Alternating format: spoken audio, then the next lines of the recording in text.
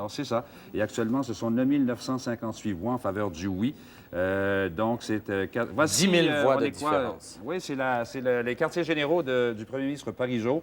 Donc, c'est au Palais des Congrès, c'est ça? C'est de cet endroit qu'il surveille les résultats.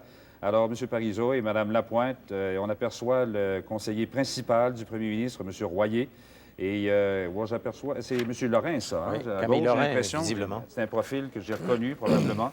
Alors, ben voilà, c'est la situation. Les Parizeaux et Mme Lapointe ont voté ce matin à Outremont.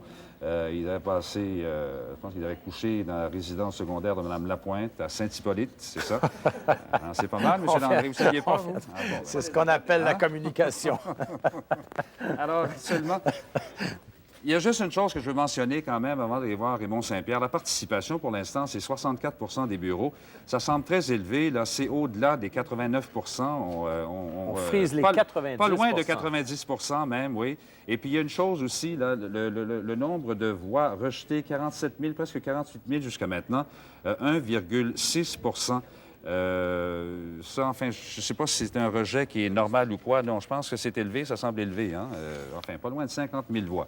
Je ne sais pas ce que ça signifie. Je sais pas comment, honnêtement, je ne sais pas comment l'expliquer, là, actuellement. Mais chose certaine, si on atteignait le 90 même à 89 de participation, je pense que c'est un record dans l'histoire du Québec, il faut le dire. Ça bat de 86,5 85,6 en 80. Et d'ailleurs, les experts en sondage qu'on a consultés sont absolument pas du même avis sur ce que ça pourrait donner. À qui c'est favorable ou pas? À qui c'est favorable quand la participation est aussi forte que ça. Raymond Saint-Pierre, oui, alors on le retrouve jouer. Donc, Raymond, au camp du non. Oui, Raymond? Ouais, ben oui. Oh là là! Monsieur de la commission. Écoutez la foule.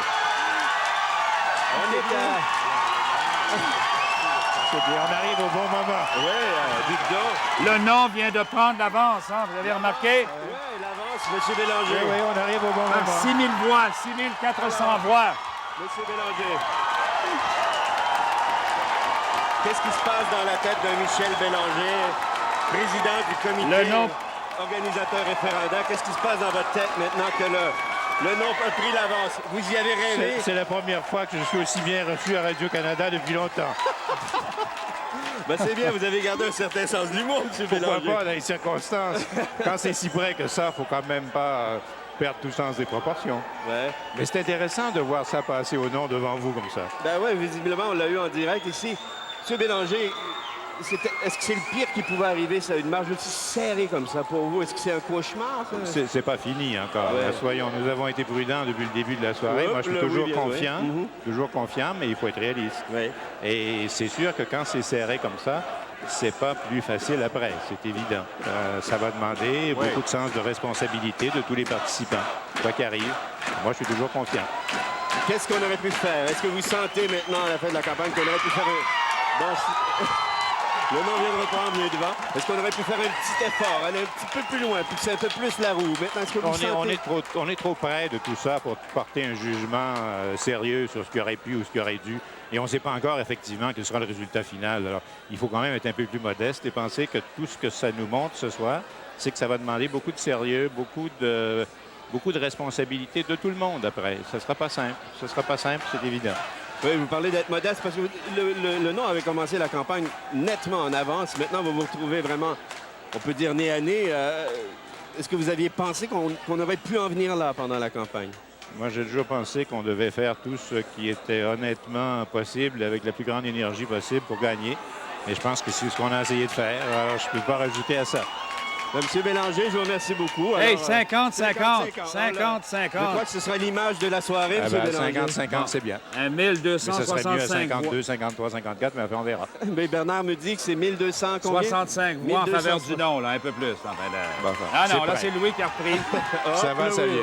Alors, il est temps que je m'en aille si ça change. Oui, c'est la vague, là, vraiment. Hey. Merci, M. Bélanger. À 22h20, heure de l'Est, Radio-Canada prévoit, si la tendance du vote se maintient, que l'option du non remportera ce référendum. Je répète, à 22h20, heure de l'Est, Radio-Canada prévoit, si la tendance du vote se maintient, que c'est l'option du non qui remportera ce référendum. Donc, avec ces images des gens au Métropolis, une majorité de Québécois, pour la deuxième fois en 15 ans, rejette l'idée que le Québec devienne un pays souverain et choisit que le Québec demeure dans le Canada. Une majorité, une mince majorité, pour l'instant 34 434 de majorité. Les troupes du non l'ont échappé belle. C'est une victoire à l'arraché, mais une victoire quand même. Il semble évident que le nombre anormalement élevé d'indécis qu'on décelait encore ces dernières heures a opté en grande partie pour le non. Des gens qui, peut-être seuls dans l'isoloir au moment de faire leur croix, confrontés une dernière fois avec la question qu'ils avaient devant eux, ont choisi la prudence face au projet que lui proposait le gouvernement du Parti québécois.